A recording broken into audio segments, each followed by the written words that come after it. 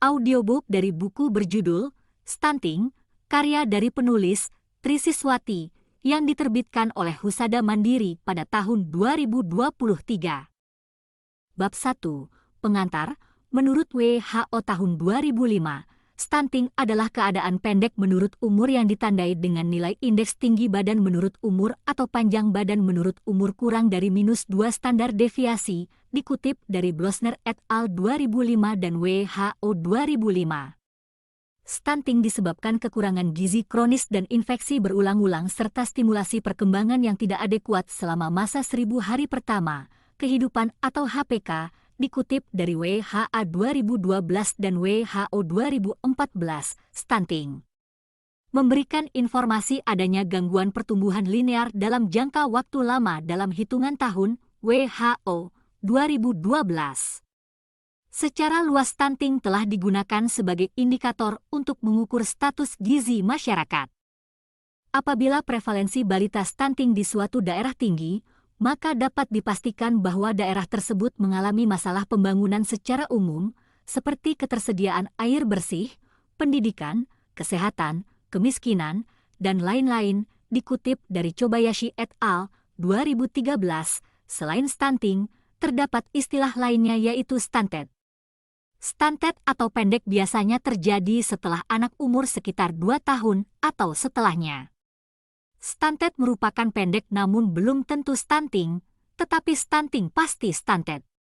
Jika seseorang mengalami stunting, maka seringkali disertai dengan tingkat kecerdasan yang rendah, risiko menderita penyakit tidak menular seperti diabetes, hipertensi, stroke, dan penyakit jantung.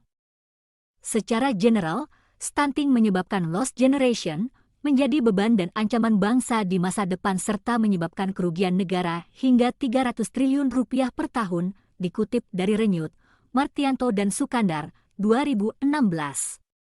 Secara global World Health Assembly pada tahun 2012 telah mencanangkan Sustainable Development Goals atau SDGs sebagai implementasi komprehensif untuk penanganan masalah gizi ibu, bayi, dan anak-anak.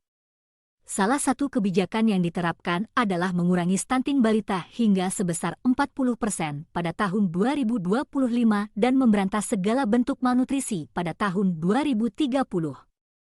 Bab 2. Stunting di dunia dan di Indonesia. Stunting di dunia. Saat ini jumlah kasus stunting balita adalah paling tinggi bila dibandingkan dengan bentuk malnutrisi lainnya. WHO melaporkan bahwa pada tahun 2020, terdapat 149,2 juta atau sekitar 22,0% anak balita di dunia menderita stunting, sedangkan 38,9 juta balita, sekitar 5,7%, balita mengalami overweight dan 45,4 juta balita, sekitar 6,7%, adalah balita wasting atau kurus. Sejak tahun 2000 hingga 2020, stunting di dunia telah mengalami penurunan yakni dari 33,1% pada tahun 2000 menjadi 22% pada tahun 2020. Angka prevalensi ini setara dengan jumlah absolut penderita stunting sebanyak 203,6 juta balita pada tahun 2000 turun menjadi 149,2 juta balita pada tahun 2020. Sementara itu menurut WHO dan UNICEF tahun 2018, derajat keparahan stunting dibagi menjadi 5, yakni sangat ringan, kurang dari 2,5%, ringan, antara 2,5 hingga kurang dari 10%, sedang, antara 10 hingga kurang dari 20%, berat, antara 20 hingga kurang dari 30%, dan sangat tinggi, lebih besar dari 30%.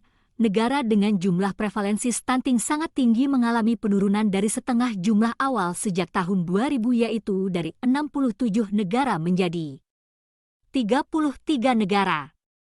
Adapun progres untuk mengurangi kejadian stunting belum merata di seluruh wilayah. Oseania, Afrika dan Asia memiliki persentase stunting tertinggi di dunia, masing-masing sebesar 41,6%, 30,7% dan 21,8%. Dan Oseania adalah satu-satunya negara yang mengalami peningkatan persentase stunting pada tahun 2020. Stunting di Indonesia. Pada saat ini 3 dari 10 balita di Indonesia mengalami stunting. Prevalensi ini, sesuai data Kementerian Kesehatan RI, telah mengalami penurunan dari 36,8% pada tahun 2007 menjadi 21,6% pada tahun 2022. Berdasarkan hasil Survei Status Gizi Indonesia atau SSGI tahun 2022, disparitas stunting antar provinsi di Indonesia sangatlah lebar, antara 8% di Bali hingga 35,3% di Nusa Tenggara Timur.